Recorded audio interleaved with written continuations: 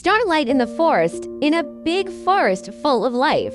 There are many small creatures living in the forest. There is a bright little monkey Pippi, a kind and soft little rabbit jumping. A simple and old bear is stupid, and there are little squirrels jumping. They play happily in the forest every day, and the days are long.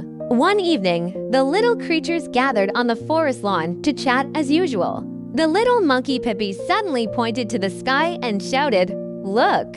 The stars are so bright tonight." Everyone stood up, only to see the stars in the night sky, just like the bright stones embedded in the black sky. The little rabbit's jumping eyes shone with light, and he admired the ground.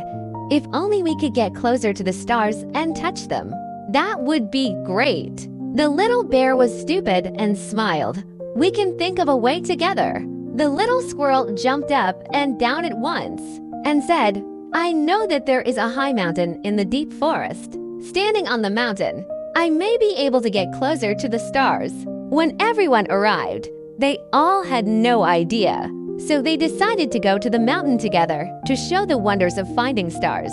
Early the next morning, the little animals packed their bags, loaded some food and water, and went out happily. They walked along the winding path deep in the forest. Along the way, they sang quickly in the branches, and the water in the creek gurgled, as if cheering them on.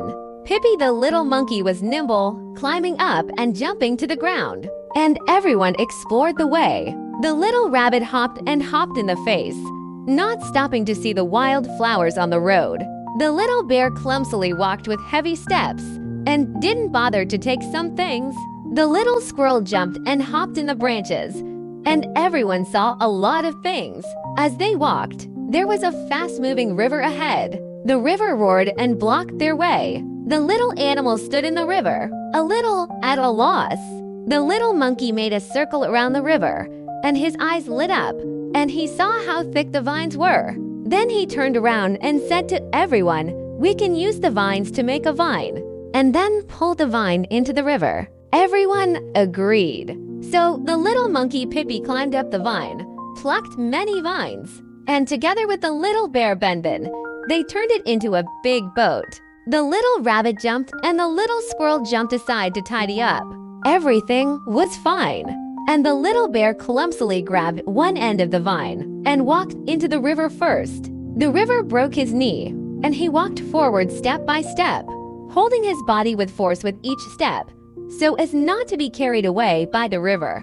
Pippi the little monkey and the little squirrel jumped and pulled the other end of the boat, and on the bank, they cheered on the little bear. The little rabbit hopped and looked at the little bear and covered his eyes with his hands, revealing only a small hole.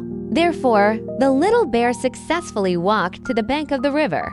He tied the baby to a big tree and gestured to his companions. Pippi the little monkey jumped into the river with the little rabbit first.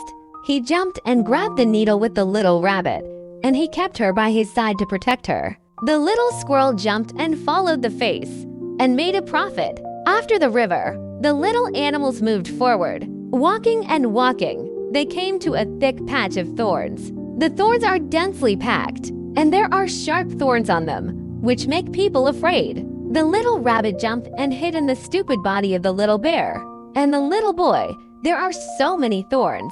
How can we go there?" Pippi monkey looked at the thorns, and there was a narrow path in the thorns, but it was blocked by some thorns. He told everyone, "We can use the thorns to make a way." So the little animals looked for the thorns and carefully made the thorns. The little bear was stupid, so he used the thorns to push the thorns hard, and everyone made a passage. Little monkey Pippi, little rabbit jump, jump, jump, and little squirrel jump, jump followed on the surface, carefully wearing the thorn. During the journey through the thorn, the little squirrel jump, jump accidentally broke its paw by the thorn, and it squeaked in pain. The little rabbit jumped and ran away, took out a handkerchief from his backpack, and put it in the mouth of the little squirrel's jump, jump egg. The little squirrel jumped and jumped. "You jump, jump, jump." The little rabbit jumped and laughed. "Don't worry, we are good friends." After some hard work, The little squirrel walked along the path for a long time. And just when everyone was a little tired, the little squirrel suddenly shouted, "Look, that's the mountain we're looking for." Everyone looked in the direction the little squirrel was pointing, and only a tall mountain stood in front of them.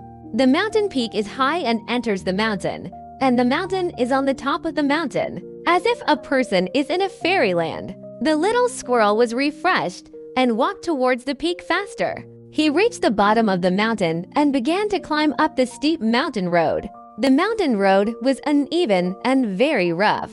The little bear was panting and panting, and the steps became heavier and heavier. The little monkey Pippi urged him, "Ben, come on. We are about to reach the mountain." The little bear clenched his teeth and tried to climb up.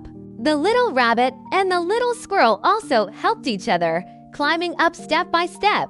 In the process of climbing, the little monkey skin made some rocks and branches that could be borrowed. He told everyone about these and made everyone feel looser when they got up. After a lot of hard work, the little animals climbed the mountain. They stood on the mountain, overlooking the whole forest, and their hearts were filled with a sense of achievement. Now the night has fallen, and the stars are brighter. It seems to be in front of them, within reach. The little animals jumped up and reached out to touch the stars. However, no matter how hard they try, they can't really touch the stars. Little Rabbit hopped a little disappointedly. "We will never be able to touch the stars." Just then, a meteor hit the sky, leaving a beautiful arc.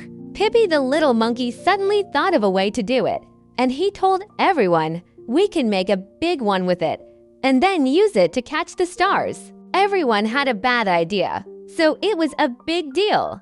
He found many big stars and made them into big ones with vines. Little Bear started up, and the little monkey pointed at everyone and pointed them in the direction of the stars. Strange things were born, and when they fell, there were really stars in them. The little creatures were so tall that they called out, and they carefully took out the stars and held them in their hands. The stars scattered warm light, illuminating the little creatures. The stars were slippery and slippery, just like a clear crystal.